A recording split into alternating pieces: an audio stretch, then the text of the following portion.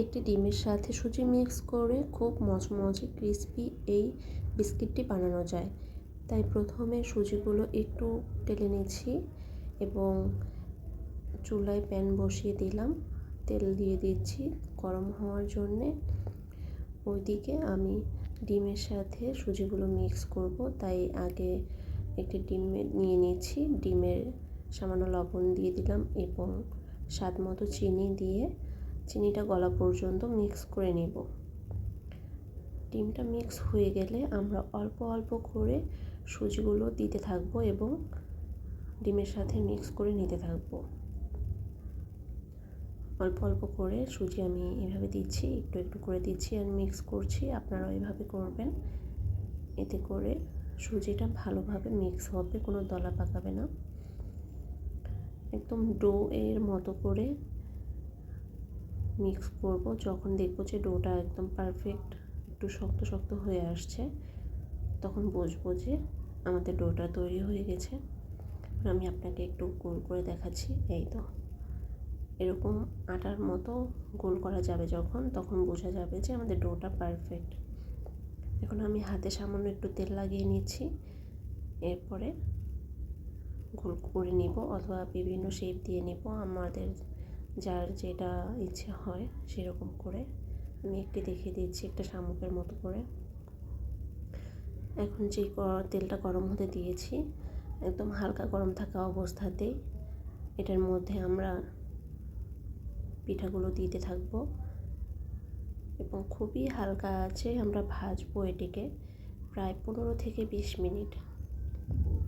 15 থেকে 20 মিনিট পর্যন্ত যখন উল্টে পাল্টে ভাজতে থাকবো, তখন এটা একটি গোল্ডেন ব্রাউন কালার হয়ে আসবে। গোল্ডেন ব্রাউন কালার হয়ে আসলে আমরা এটি নামিয়ে নেব। আর এটি যদি আপনি বেশি হিটে ভাজতে চান তাহলে উপর থেকে পুড়ে যাবে, ভিতর থেকে এটি আসলে কাঁচা থেকে যাবে, তখন আর খাওয়া যাবে না।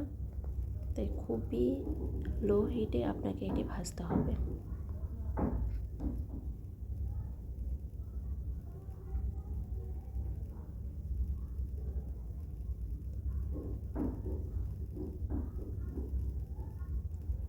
ভাজা হতে হতে আমি ওদিকে বাকিগুলো বানিয়ে নিচ্ছি বিস্কিট।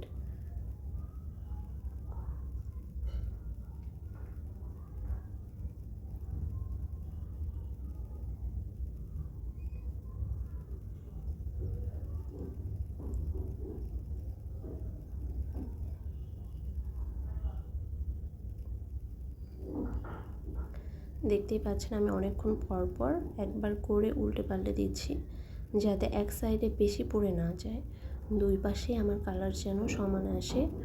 তাই একটু নির্দিষ্ট সময় পর পর 5-7 মিনিট পর পর কয়েকবার এসে উল্টে পাল্টে দিবেন। দেখতে পেলেন আমার কালারটা গোল্ডেন ব্রাউন হয়েছে, তাই আমি এখন এগুলো তুলে নিচ্ছি।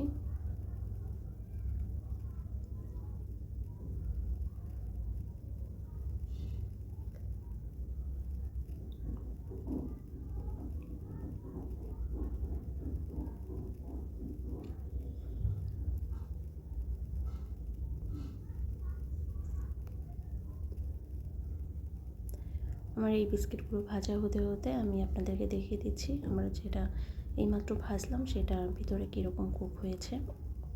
খুবই পারফেক্ট, আপনাদেরটাও এরকম হবে গোল্ডেন ব্রাউন। আর এই বিস্কিটটা যখন ঠান্ডা হয়ে যাবে তখন অনেক শক্ত হয়ে যায়, এর জন্যে এটি আপনি প্রায় 1 মাসের মতো কন্টেনারে রেখে সারা মাস খেতে পারবেন। ধন্যবাদ।